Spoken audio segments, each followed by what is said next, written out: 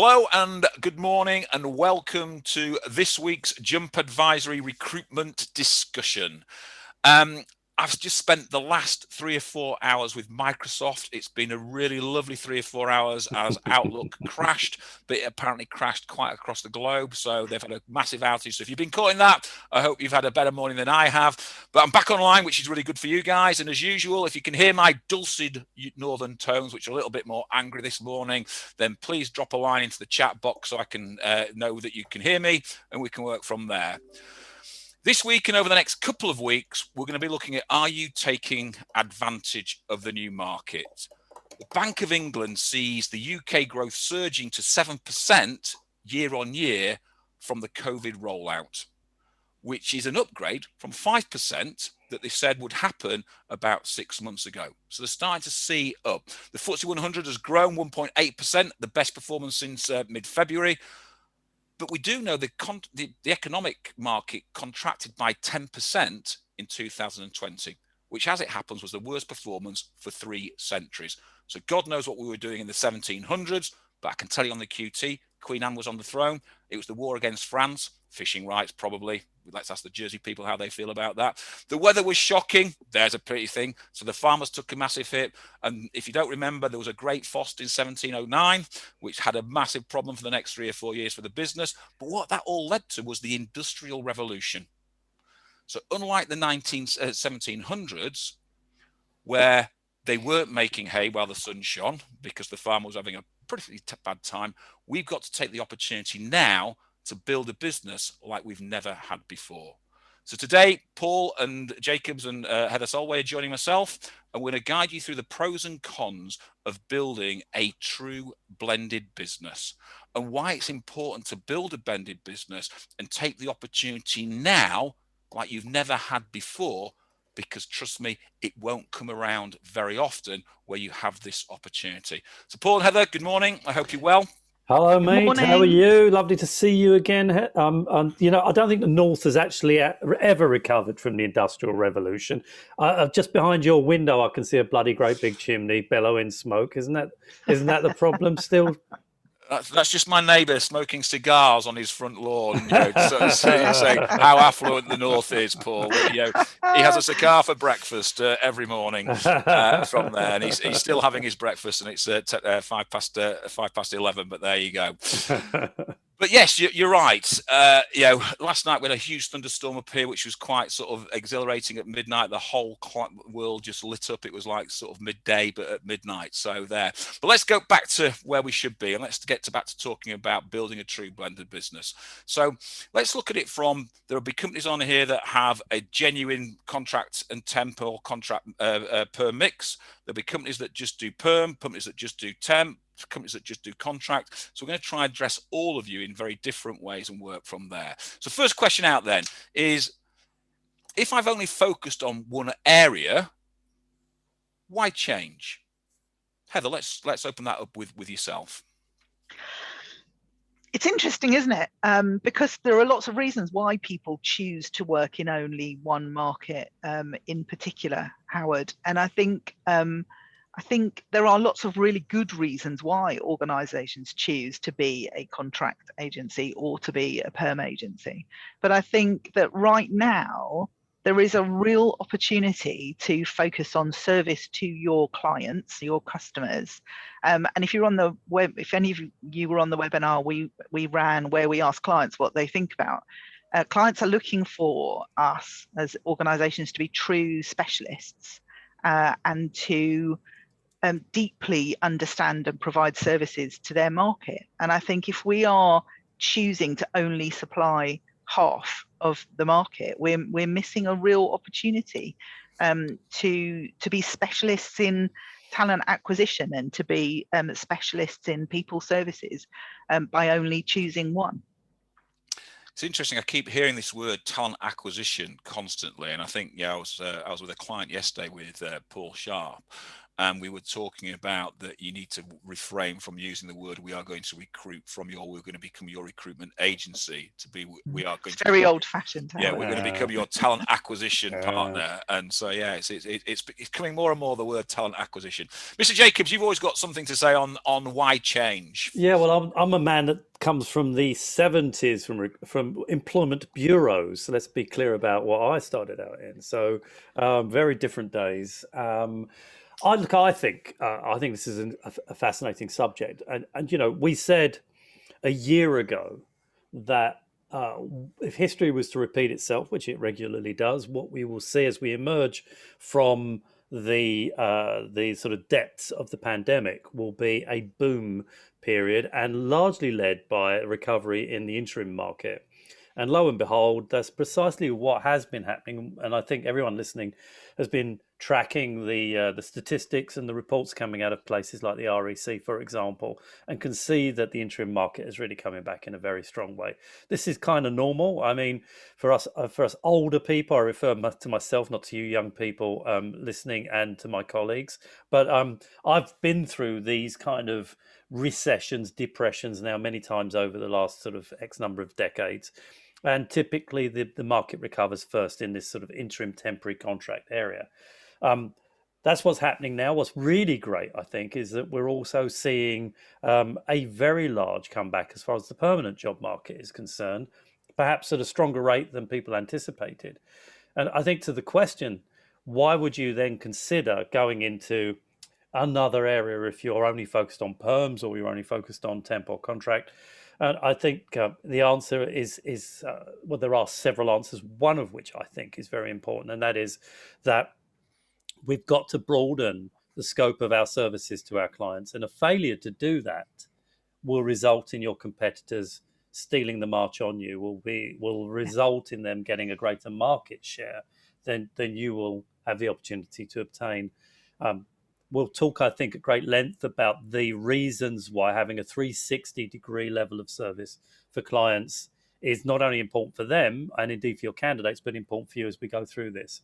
But now is a great opportunity, and maybe the best opportunity that the industry has had, to consider delving and moving into other areas of service offerings than they've had in the last 12 years. Now's the right time. I think it was quite interesting when I started to pull all this together this week and started to look at what we were going to talk about and what was going on. There was something that was ringing around my head, and I couldn't quite work it out for quite some time what it was. And then all of a sudden, I think it was Sunday at ridiculous o'clock in the morning, Tim Fargo popped into my head. And what Tim Fargo's pop was this. He said, "Your friends will believe in your potential, your enemies will make you live up to it." Now, if we start to think about the marketplace now, what you two have just talked about is that if you're only offering one product to the marketplace, your enemies can take the other product and have a bigger footprint within your marketplace. Yeah, that's true, Howard. So the question then that led me to believe was, can you claim to be an expert if you only offer a limited service, i.e. you only offer one product, not a whole suite of recruitment products? So Paul, what's your view on that?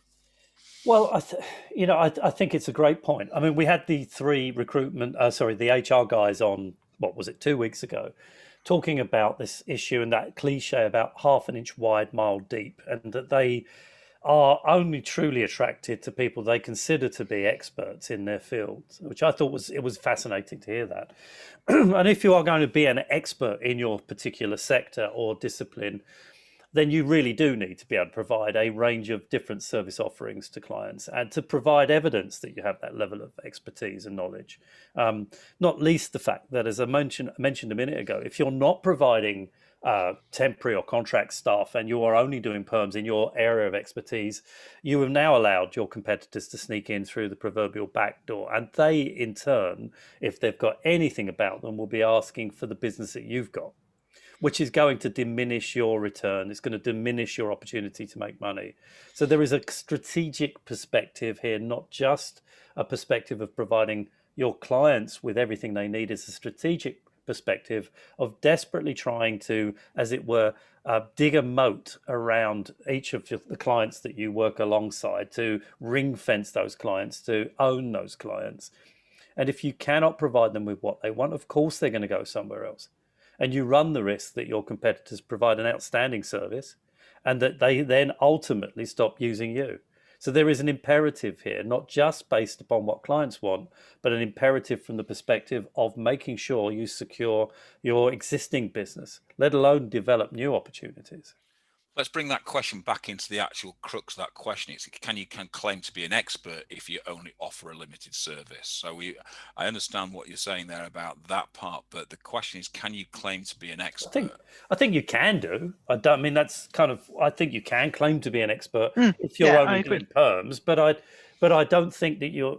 But as I say, I think that if you're not going to extend that across to every area of of that specific expertise to your clients, then as I said, I think that you are running the risk that somebody's going to step in to your shoes. And so, yes, you can be an expert in one specific area, but you're missing a trick if you're not trying to do to fulfill all of your clients' needs, or as many as you can. It's perhaps a bit optimistic to think that you can do everything for every client. And in fact, I'd probably argue against that point. But I think that if you are providing people in a specific area, call it finance, call it legal, then why wouldn't you consider providing them with the service that I think matches that on the other side of the desk, i.e. perms or contract. Another point worth making here, Howard, and I think we'll come to it shortly, is that you want to make good use of your candidate database. You know, we refer, because we love cliches and expressions in our industry. We refer to perms or temps or contractors, but it's the same person. It's just that we catch those people at different points in their careers. And so if you can't offer your candidates a variety of opportunities, whether that's short term or permanent, again, you run the risk that the talent that you've worked so hard to get onto your database is going to disappear to your competitors. So let's sort of look at that, because there'll be some people on this webinar who are, inverted commas, what we'd class as a generalist agency. Heather, you've been a HR director of an agency with multi-sector businesses in there. So how does a generalist agency then claim to be an expert, irrespective of whether they're offering both services or a limited service? Because again, this is about taking advantage of the new market and, you know, making sure that you exploit both the temp side and contract side and the perm side, as well as being an expert.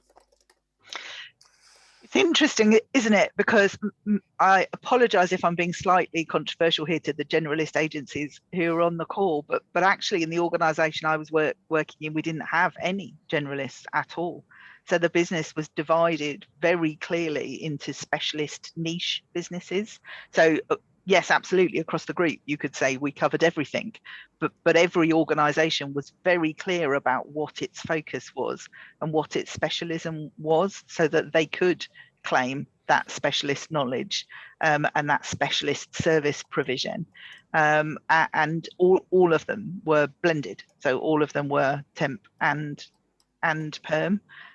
So I think it's a really interesting challenge to think about how you claim specialism and niche service provision when you are a generalist organization. And there are other things that you can claim as your specialism, but actually you have to specialize them perhaps within the desk level, rather than as an organizational level. I was just going to sort of say there, so if we start to look at smaller agencies, you know, if we're acting like a mini Engage or a mini Adecco or a mini Manpower, etc., what we're saying is that, you know, to be claimed to be an expert, you have to be an expert in your niche or your geographical marketplace, but you also have to be an expert in either your perm market or your temp or contract market, which sort of leads to sort of ask the question, the benefits of a blended business.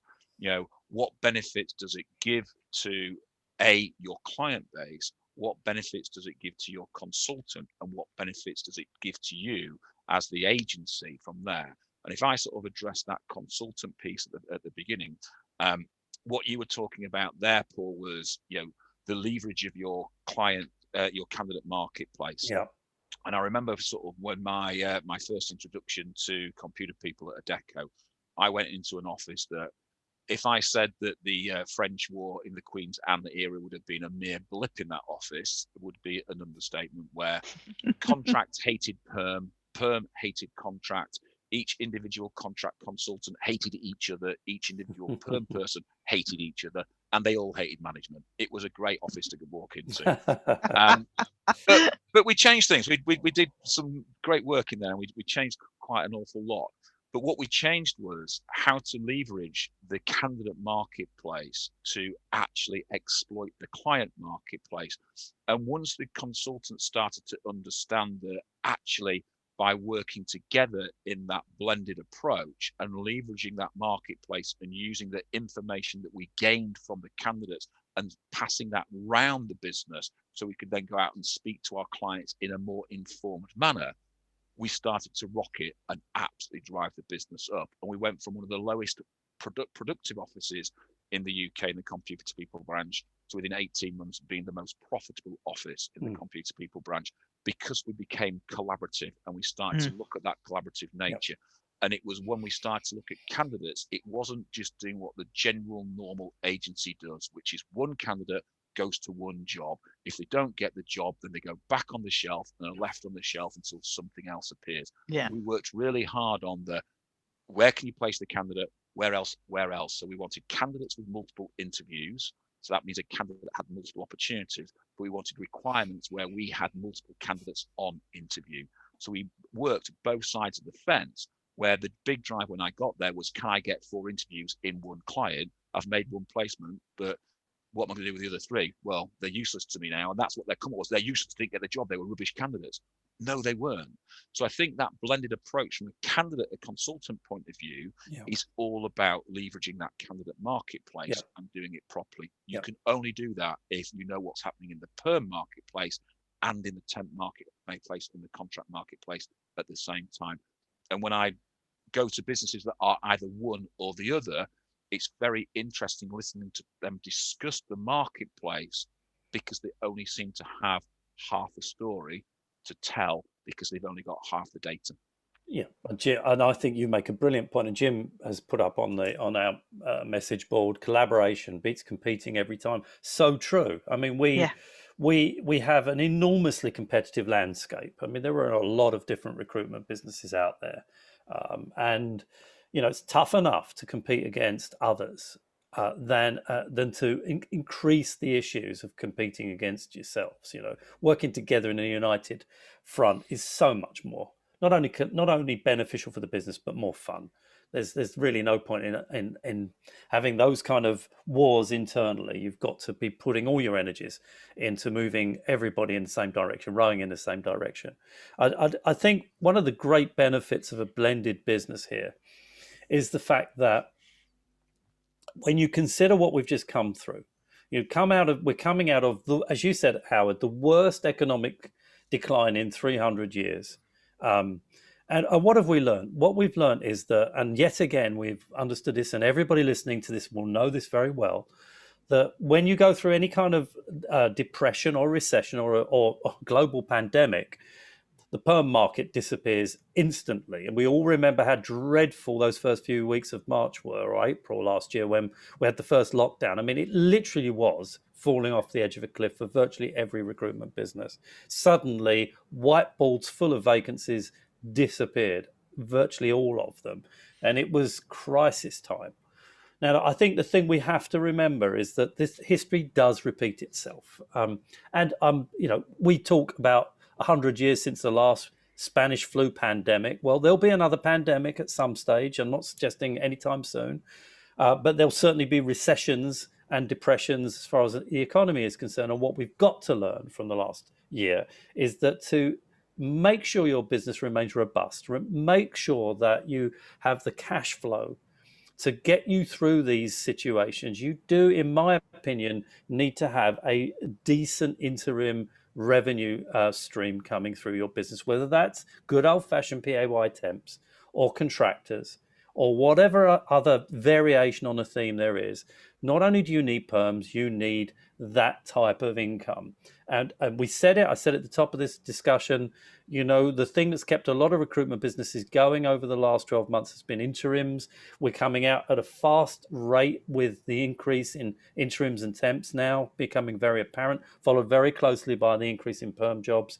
We have to learn from this. And I think businesses that are purely based in one area have to recognize that, thank God we've survived it. We're heading towards a boom time. Let's learn from this. Let's make sure that when the next time we see a recession, when it happens again, not if, when it happens again, we're better prepared.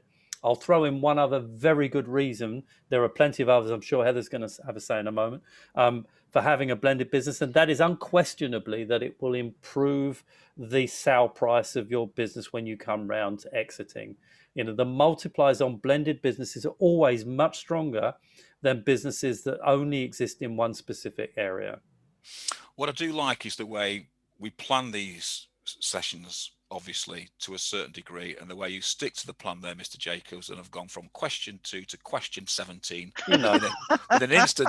You spotted that, Howard. You spotted it. I love variety, Howard, as you're well aware. And I know. I've seen your quality seat selection quite numerously. Heather, back to the question, which was, what benefits are the benefits of a blended business? We've mentioned to the consultant, but to the client and to the company. So I think you're clearly, Paul's right about valuation, and we'll come back to valuation because that is a really important point. But for me, it is about client penetration as well. So being able to service all of your clients' needs that's only possible if you're offering blended opportunities. If what you're, to use the lovely words that the modern parlance, as we described it, talent acquisition. If you're providing a talent acquisition service, if you are a people specialist, if you are meeting your clients' resourcing needs, you don't really want to be going in there with only one option available to them. It is a blended approach that your clients are looking for when you're providing them with specialist advice. So it might be perm, it might be interim, it might be temp, it might be a mix of those things. And it's that ability to go in, and actually we're going to talk about dual desks, and we're going to talk about that piece in a minute. But actually, everybody who talks to your client should understand all of the things that you're able to offer.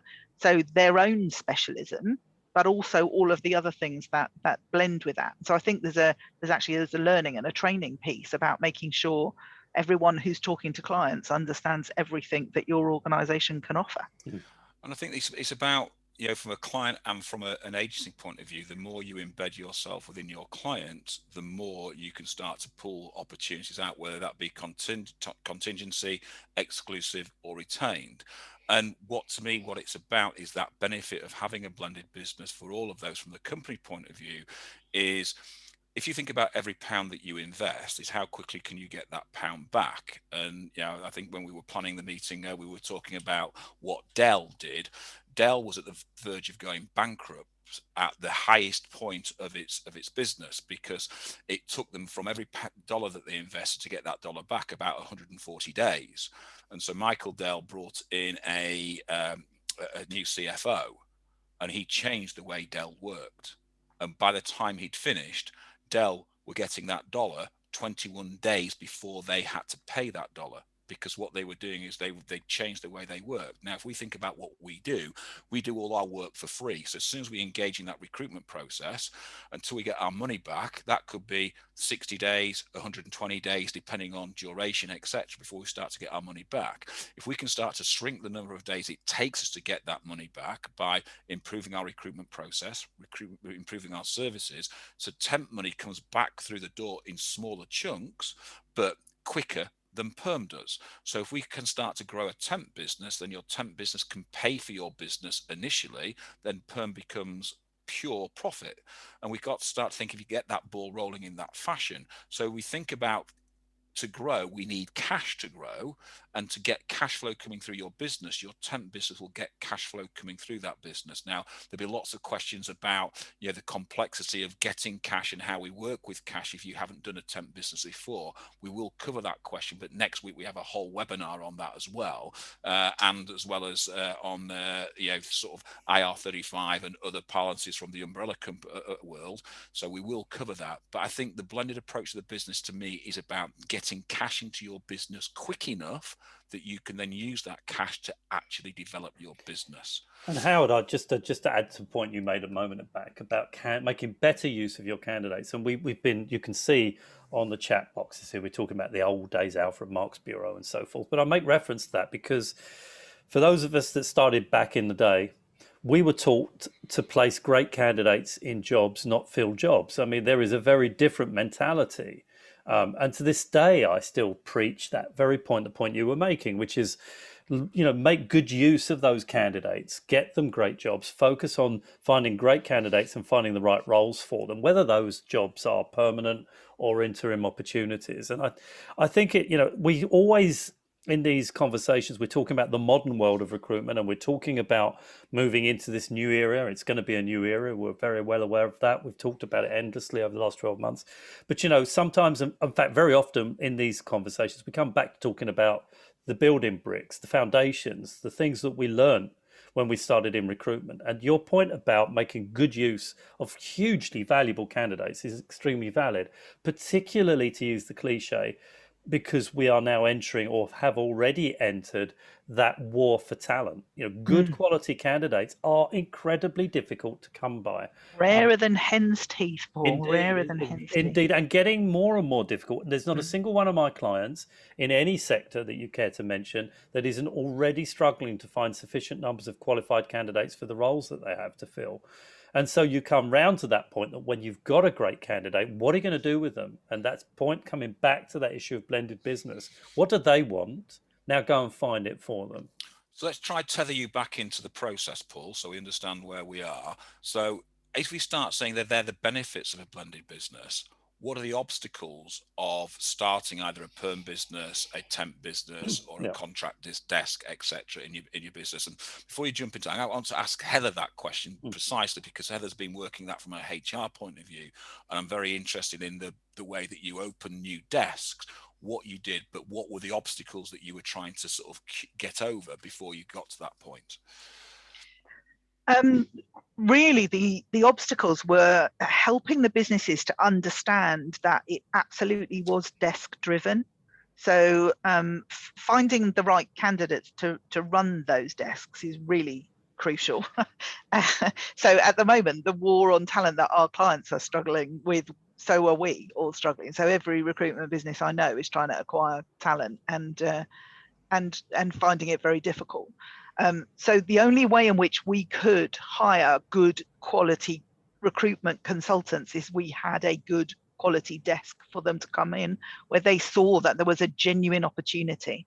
So generally we found that really talented people didn't want to come in to a blank sheet of paper. They wanted to come into something that was very, very clearly defined. And the best ones were very clear that their skill set was contract or perm. And I know that's a question that we're going to come on to, Howard. So at the risk of doing a Jacobs, as they say, and hijacking the question, I do think it's important to understand that the skill sets required to successfully run a contract desk and the skill set required to successfully run a perm desk are different. And there were very many occasions where we had people who thought they would swap because the grass was greener on the other side, and actually found that their skill sets didn't suit that. They are very, very different. So I think that's one thing to think about. Is it just because you're good on a perm desk doesn't mean you're going to be great on a contract desk, and vice versa. Yeah. So before we do a Jacobs then, because I think what you're right there about coming. What's going on? You're all cream crackers. Don't worry about it. So as we start to think about that, and we think properly at that, what you're saying there, Heather, is the work done prior to that person coming into the desk is the difference between a genuine warm desk and a desk where you put the consultant next to the radiator. Yeah, and we spent enormous enormous amounts of time defining what those desks were going to be, and there was all kinds of sign-off process before you would hire anybody to understand exactly what it is that you were bringing them in to do, and then actually making sure, and that's the same for trainees as it is for experienced people, giving them something genuinely warm to go at, and then making sure that that is what they then did, and that they stayed focused on it even through those lean times at the beginning. It takes a long time to get a contract desk to break even and to then make a profit, and to not be tempted to move outside of your defined specialism just because there's something glittery and shiny over there, and to stay focused on what you believe will make success, but it's just going to take a little bit of time. I completely agree with what you're saying there, because I think that is the crux of the obstacle, is someone coming into a cold environment and having to create something from scratch. It obviously increases the time it takes them to get up to speed, to break even, and then to make profit.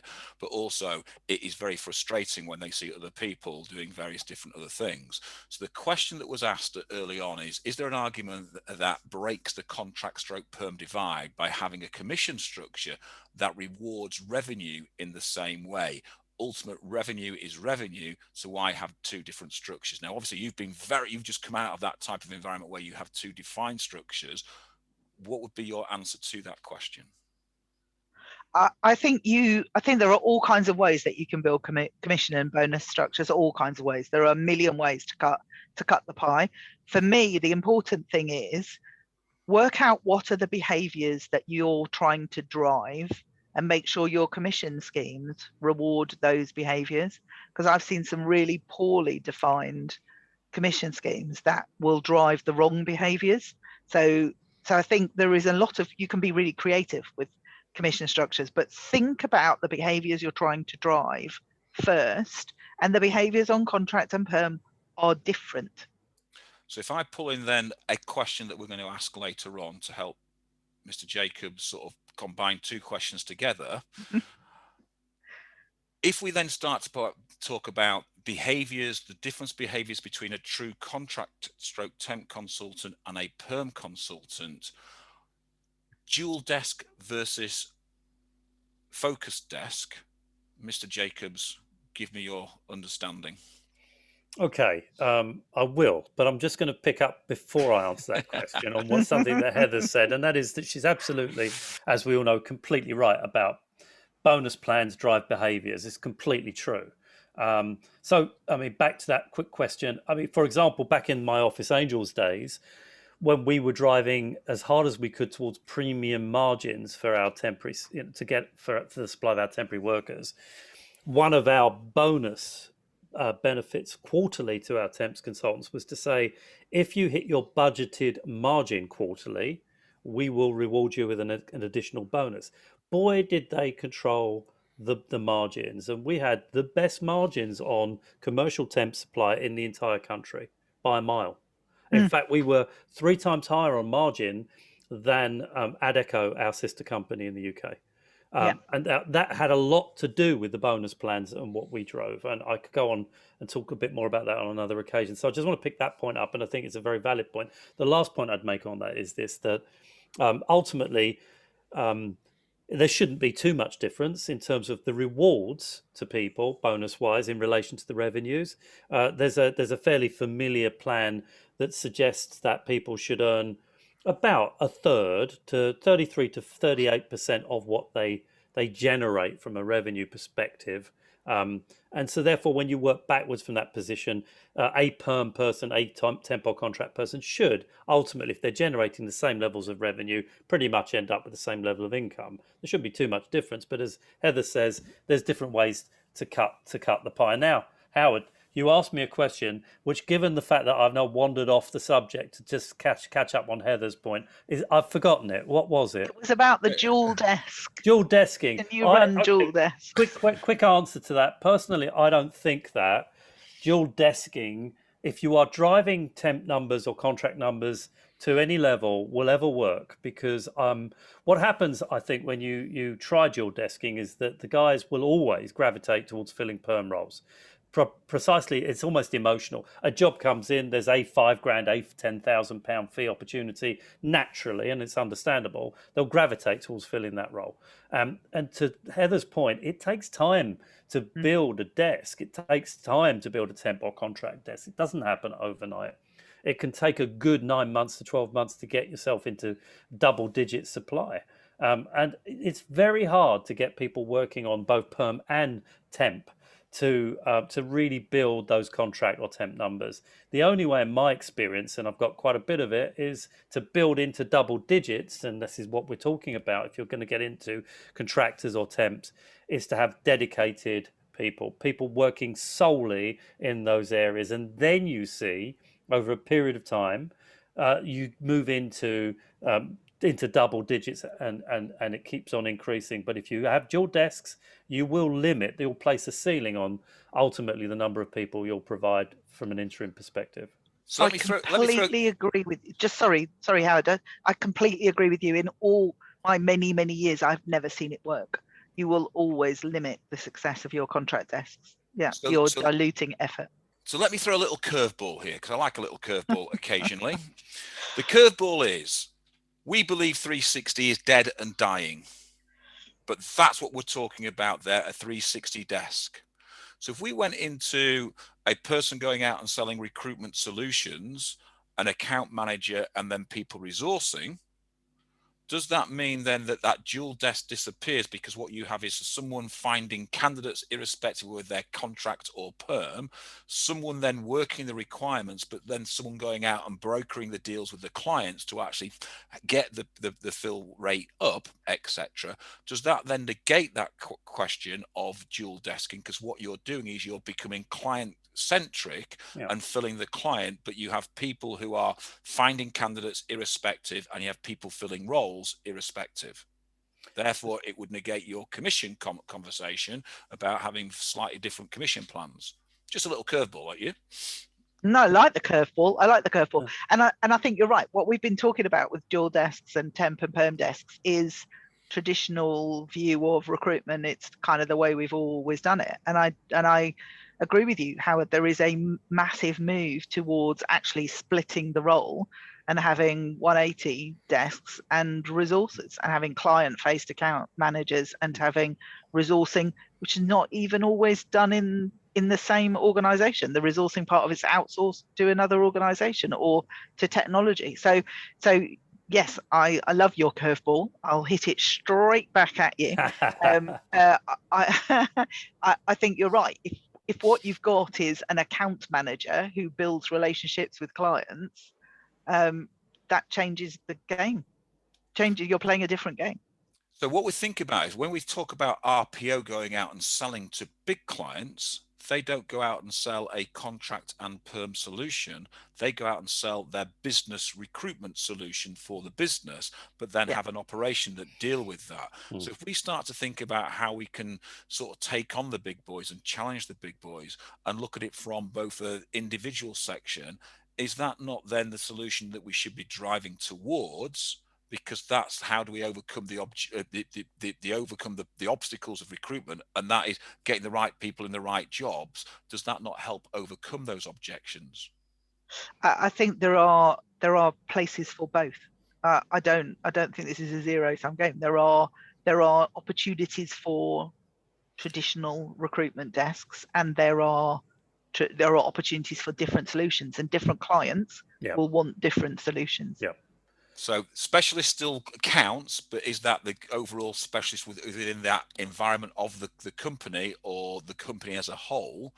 Because what we've learned over the last 12 months have been quite significant about, they want people who understand a certain specific marketplace. They want niche delivery. They want sort of. But that's where your very clever master vendors come in. So your big master vendor solutions, who will then procure from niche suppliers. So the niche comes in specialism, like a particular area of finance or a particular area of automation or whatever it is. So you're itching to say I'm itching to agree with you. I think that what we've been saying to people, especially small business owners, the SMEs, is that it's a chance to to strike out and be brave now. You can be one of the great things about having a small business is that you can adapt and be nimble. You can move quickly, and I think that what we're saying here and what we've been saying quite some considerable time is, and to Howard's point, there shouldn't necessarily be a rigid method of looking after clients, that you can adapt your model dependent on what the client wants. You can customize the service and you can be pretty ambitious about how you do that.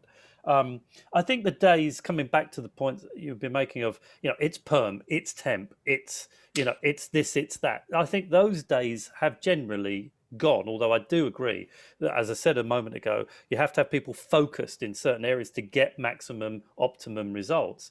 But I think from a client perspective, if we look towards our clients, and we talked about what candidates want, but if we talk about what clients want, well, the answer is every client is different. Every client needs something different, and you have to be prepared to customize your service. And if that requires us providing on-site services, or it requires, as Paul Sharp would talk about, mini RPOs, then let's do that. And there is nothing, frankly, that's beyond the abilities and the scope of even the smallest recruitment business to provide a service to a client that is comparable to their expectations. And we shouldn't kowtow to the bigger guys, the bigger agencies. We are capable of taking them on as small businesses if we choose to. I think the only obstacle, the only challenge that people have is the limitations of their ambitions or the fears that they've developed over years of moving into spaces that they're unaccustomed to trading in. However, there are people around them and people like us that are able to give them that kind of guidance and support and knowledge and expertise. And I think what we've been saying, and I want to express this very strongly, now is a real chance to do the things you've not done before, to be brave, to go forward and have a go. There really isn't much to fear, apart as the old cliche goes, than fear itself. Once you get yourself into the situations by asking the right questions, you can find the solutions. And if you can't find them yourselves, there are people around you that can provide them for you. The important thing here, I see how it's straining to get in. I'm going to let him sweat a bit. I think that the situation is, go and ask your clients, as I know you guys are doing this. What is it you want from me?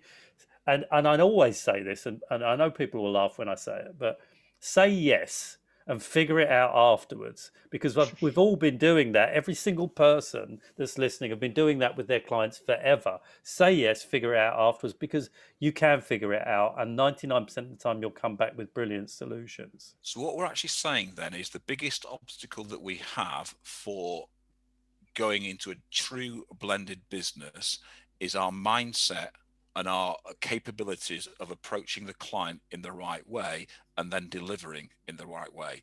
It's not about having a perm delivery, a temp delivery. It's having the delivery that goes into the client, but having the right mindset of how do you deliver that. So what it means potentially is that the way that we sell to our clients should be changing by, we should be looking at what we can, how we service the client completely as an organization rather than as a single unit. And maybe that way we get a bigger opportunity and a bigger slice of the pie out of that client. So we've got 3 minutes left. The last question is, I know next week we're going to talk hugely about umbrella companies, financing a temp book, etc. In fact, Ashley Oliver will be with us next week from an umbrella company. I'm not going to tell you who he is, and I wrote it out. He's on the webinar today because he was panicking about what's it going to be like, how's he going to be questioned. So hopefully he will appear next week. But the question then is the complexity. Let's very quickly and very shortly outline the complexities of bringing in a perm division or bringing in a temp or contract division, which has infinitely more complexities, okay, that would scare a client, because next week we're going to show you how you can not be so scared and actually leverage it and work it properly. So outline what you think would be the bigger complexities that we'd have to come across. When you talk about how, just a quickie, I think that it's not so much scaring the clients. I think it's about I talk clients as in agencies. Sorry. Sorry, I beg your pardon. So I think for me, when I talk to people about moving into, let's say, and you said it's often more complex, moving into interim supplies. The issues aren't necessarily for the guys around, well, how do I find people, or will my clients want these people? I think it's much more about the areas, for example, we will talk about this next week. Can I finance this? Where my cash flow may be heavily impacted. How do I make sure that this doesn't cause me financial problems? They worry, understandably, about the legislation. We know huge amount of legislation around the supply of interim labour, IR35, Working Time Directive. We could go on and on. They worry about the administration of it, which can be very complex and labour intensive. They worry about the documentation that we need to be providing to all of the parties. For me, those are the things that I find I myself involved in discussions around. It's rarely to do with can we find the right people, will we find clients interested in what we have to provide. I think it's a lot to do with the fear of actually administrating it, and of course the issue of finance, but that we'll talk about at length next week. Yeah, and I would also add to that, Paul, not to be afraid of that. So, having been in an organization that supplies temporary workers of all kinds, interims, contractors, across multiple continents, in multiple ways, there is always a solution.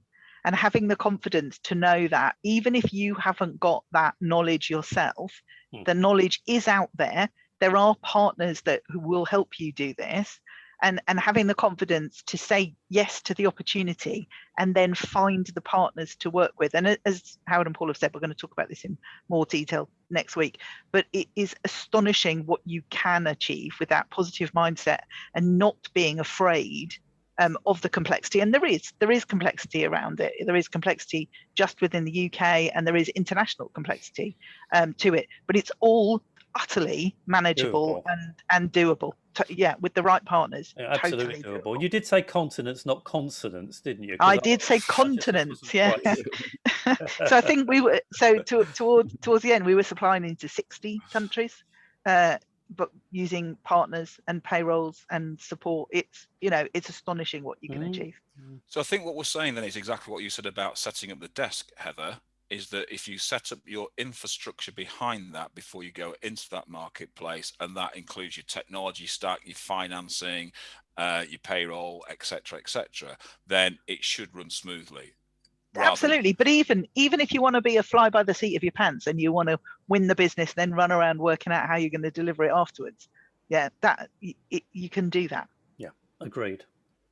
Okay, so we've discussed a massive amount then in that marketplace and what's going to happen in the marketplace. And I think what the takeaways are is that, if you're not doing both, you're doing a missed service to your client, to your candidate database, and to your own business, because you're leaving a massive amount of cash on the table and you're exposing yourself to potential threats from competitors outside the marketplace, going back to Heather's Porter's 5 forces, which she loves from there. But I do.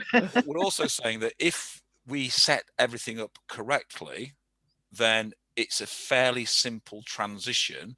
And what we have to think about is, let's go back to the chain on the chat box. The Alfred Marks days have changed massively to where we are now. So we're not talking about a dual desk situation. What we're talking about is how we sell to our client and then work out the delivery method behind that makes sure that we deliver to the optimum capabilities of the business to maximize the potential that comes out of that client, rather than having maybe a double pronged sales pitch, which is where the clash starts. It's my client, it's my client, it's my client. We negate that, because what we have is an organized sales pitch going into the client, looking at all potential opportunities. Once we know what that opportunity is, because it might be 80% perm, 20% temp or contract, it could be the other way around. It could be all perm or all temp or all contract, etc. Then you work out your delivery method to that. So what we're saying is that our sales approach needs to change from there. But to get everything right, whether we're doing temp or perm, the back office infrastructure is really important. Yes, we can fly by the seat of our pants, but after a while, that's going to get a bit hot, and it's going to be a little bit of problematic to us. And what we've got to think about is, the quicker we can invest the pound, we quickly get that pound back into our business. the more profitable the business will be, and the more we can then invest into our future and grow our business and expand our business. Good summary, Howard. You know something? You could get a career in recruitment. You know, I think there's a future for you in this industry. One of the lovely ladies who comes on this webinar did actually say that I have the voice for reading children's books on Jackanory. And I said, only if you want to scare your children to sleep would that be the case. Oh, we'll see you on the CBBS bedtime before Correct. you know it. In my old house, there was a picture of myself next to the fireplace. Nothing other than to keep the kids away from the fireplace. Ladies and gents, that is time up. As always, we've gone a little bit over, so we do apologise for that. As we said, next week we've got Ashley Oliver on from Compass. It's been one of those days from Compass, who will be talking about umbrellas. There's been a lot in the news today about umbrellas. We'll also have a person on. We've yet to confirm his commitment to the webinar on funding and how to fund the business, but we'll be talking about setting up the infrastructure for a temp business. If you are perm only, it is really going to be interesting to listen to that. If you are running a temp session, it'll be, again, interesting to see where you can save money to get that pound quicker back into your bank account so you can invest it into something different. As always, it's Wednesday. As the sun is shining now here in Yorkshire rather than thunder and lightning, I wish you all a happy hump day, and we will see you all next week. Heather and Paul, thank you very much. Thank you. Thank you, everybody. A thrilling session with Jump. Take care. Cheers. Thanks. Goodbye. Bye, everybody. Bye.